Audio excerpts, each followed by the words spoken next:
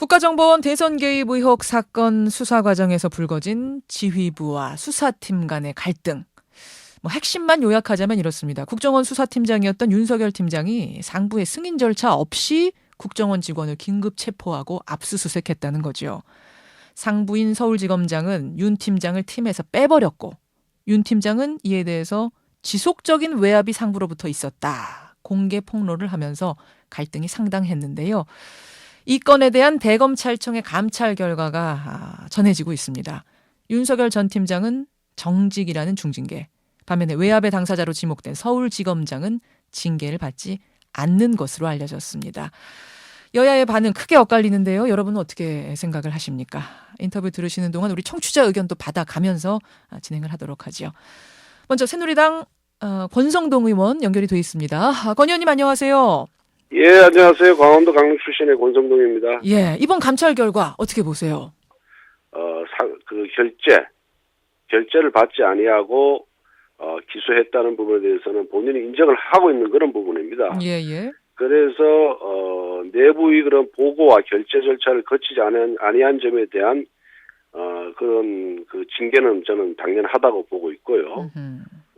그리고 이 또 징계 자체가 또 대검에서 이렇게 이루어진 만큼 이 부분에 대해서는 그 징계의 그런 절차와 결과를 보고 나서 계속해서 좀 구체적인 의견을 표력하는 것이 좋지 않는가 저는 그런 생각을 하고 있습니다. 당연한 결정이다 이런 입장. 예. 그런데 검찰 조직에서 당연히 보고 절차 라인 밟는 거 중요하죠. 하지만 이 경우는 상당히 특수하지 않았느냐라는 반론도 만만치 않습니다. 즉 윤석열 팀장 말에 따르면 국정원 수사 진행 과정에서 뭔가 절차가 빨리빨리 진행 안 되는 일이 많았고 특히 이 긴급 체포 같은 경우에는 빨리 진행하지 않으면 정보가 새나가는 촌각을 다투는 상황이었는데 상부는 이 보고를 했음에도 불구하고 뜸을 들이고 결재를 해주지 않았다. 이런 거거든요. 우선 댓글 사건 이제 기소 과정에서는 그 확정된 사실을 놓고 법률 적용을 어떻게 할 것이냐. 과연 그 공무원의 국가정보원 직원의 정치 개입 행위만 인정될 것이냐 아니면 이것이 대선 개입 행위까지로 연결될 것이냐 이 문제에 있어서는 지금 재판 진행 중에 있기 때문에 재판 결과에 따라서 결론이 날 겁니다. 그렇지만은 그 부분에 대해서는 수사팀 내에서도 검찰 내에서도 여러 의견이 상존했던 것으로 알고 있습니다. 그래서 그런 의견 조율 과정을 거치면서 시간이 지체되는 것은 다른 사건에 있어서도 그런 일이 왕왕 있거든요. 특히 정치적으로 민감한 사건 또 중요한 사건인 경우에는 그러한 결론을 내리는 데 있어서 많은 시일이 소요가 됩니다. 검찰 내부의 의견 조율 과정이 그런 시간이 필요한 건 당연하다. 이런 중요한 사건은. 그걸 갖고 외압이라고 느낀다면은 모든 사건의 대부분이 다 외압이 있는 거죠. 왜? 검찰에서 처리하는 중요 사건 중에 외부의 그런 의견이 없는 사건이 없거든요. 또 그걸 또 그만큼 그런 걸 다 물리치고 서로 의견을 하는 것이 검찰이 그다음 역량이고요. 또 검사의 저는 능력이라고 봅니다. 그리고 이번에 이제 그 추가 기소한 부분, 공수처 변경한 부분은 트윗글이 5만 6천 건이 나와서 그걸 이제 기소를 했는데 그 중에 그 공수처 변경 허가 신청을 할 때까지 확인된 사건은 약 2,300건밖에 안 됩니다. 자, 근데요, 권 의원님, 알겠습니다. 그러니까 외부의 의견이 다양하게 이 중요한 사건은 들어올 수밖에 없고 그걸 검찰 내부에서 조율하는 데는 시간이 걸릴 수밖에 없다. 따라서 승인 과정이 좀 걸릴 수밖에 없는데 그걸 못 참고 왜 긴급 체포하고 왜 압수수색했느냐? 그게 아니고 두 번째 사건에 5만 6천 건 중에 확인된 사건은 2,300건밖에 안 되고 나머지는 확인하지 아니한 상태에서 공수처 변경 허가를 신청을 한 거예요. 근데 5만여 개 중에 문제글이 실제 2천여 개라고 주장을 하더라도 2천여 개는 적은 게 아니지 않습니까? 추가 기소할 당시까지 2천 몇 개까지 확인이 됐는데 5만 6천 건을 다 기소를 하겠다 그러니까 그 부분에 대해서 확인 절차를 거쳐야 되는 것이 아니냐.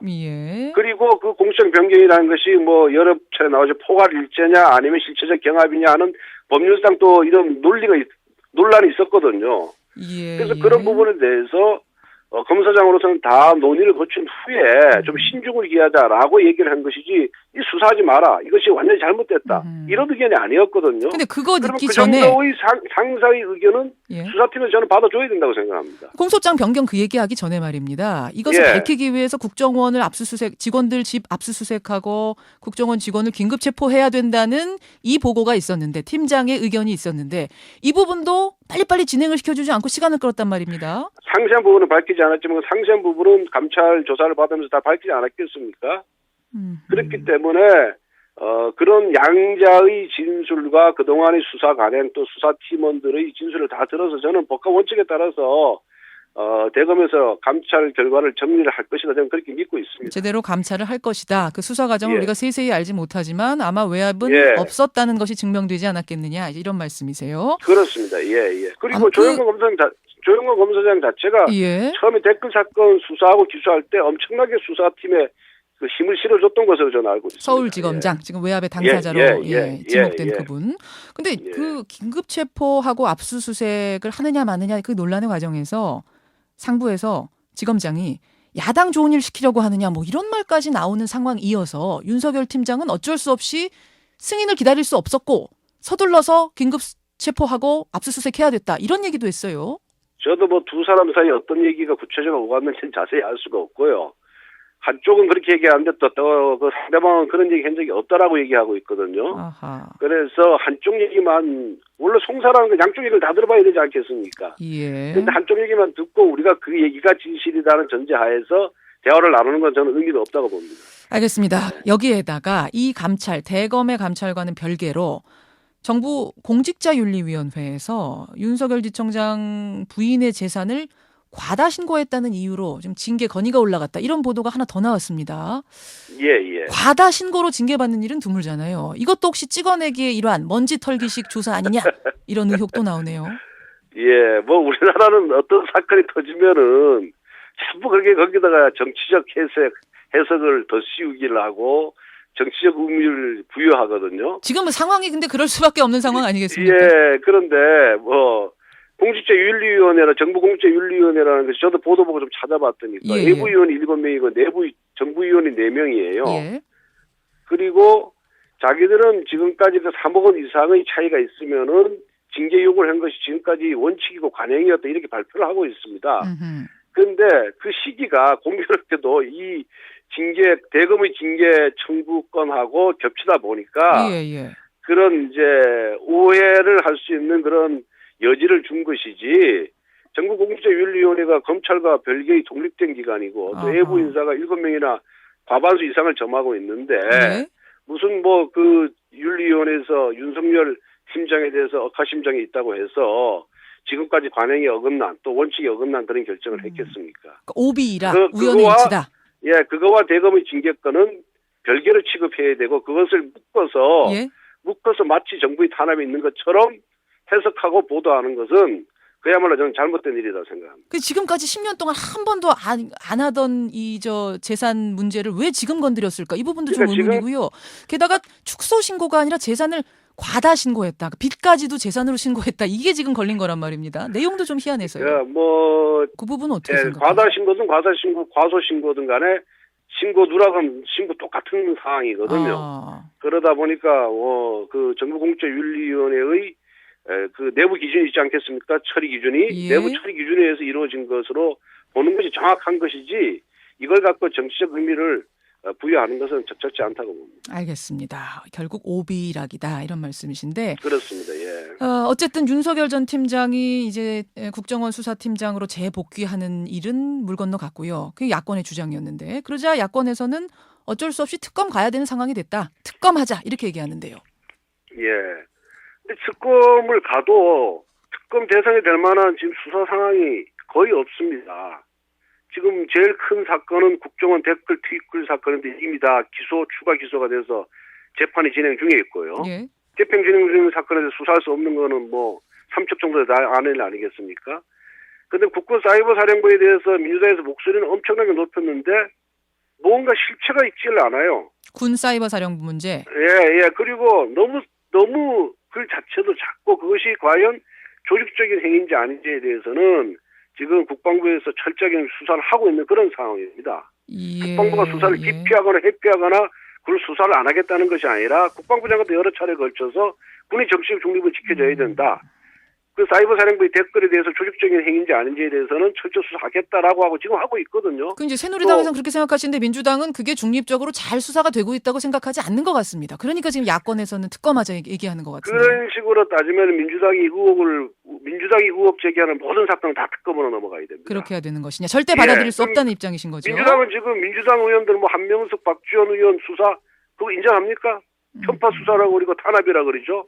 잘못된 수사라고 하죠. 그런 수사도 특검 수사를 주장했어야죠. 야당에 그럼 무슨 다른 노림수가 있다고 생각하시는 건가요? 이 특검 주장? 그러니까 지금 국회 보이콧하고 장외투쟁 나갔다가 한 2달 만에 이제 다시 들어와서 어느 정도 진행하다가 또 거기에 대해서 일부 또 민주당이 지금 제대로 하고 있는 거냐라는 야권의 일부 비판만 있으면 갑자기 뛰쳐나가는 거예요. 그 지난번에 국정원 댓글 국정조사도 여야 간사가 합의하에 순조롭게 진행되고 있는 도중에 일부 뭐 한겨레 경향신문에서 민주당 지도부 태도를 비판했더니 갑자기 장외투쟁으로 나가고요. 이번에도 또 저는 마찬가지라 보고 있거든요. 그러니까 민주당 지도부가 저는 뭐 정치한 지 얼마 안 됐습니다. 민주당 지도부가 야권 지지 언론이라든가 야권 지지층 일부로부터 비판만 받으면은 물렀다. 이거 너무 좀 이렇게 나가서 되겠느냐라는 비판만 있으면은 갑자기 뛰쳐나가는 거예요. 언론에 휘둘린다 이 말씀이신데 왜 특검을 하면서 전국 공무원 노동조합의 댓글 사건에 대해서는 이런 방구 얘기가 없는지 그 부분에 대한 철저 수사 촉구는 없는지 왜 그 부분에 대한 수사를 하지 말라고 하는지 민주적의 그 이중적 잣대에 대해서 좀 철저하게 물어봐 주시기 부탁드립니다. 이 부분은 뒤에 질문을 하도록 하죠. 여기까지 듣겠습니다. 고맙습니다.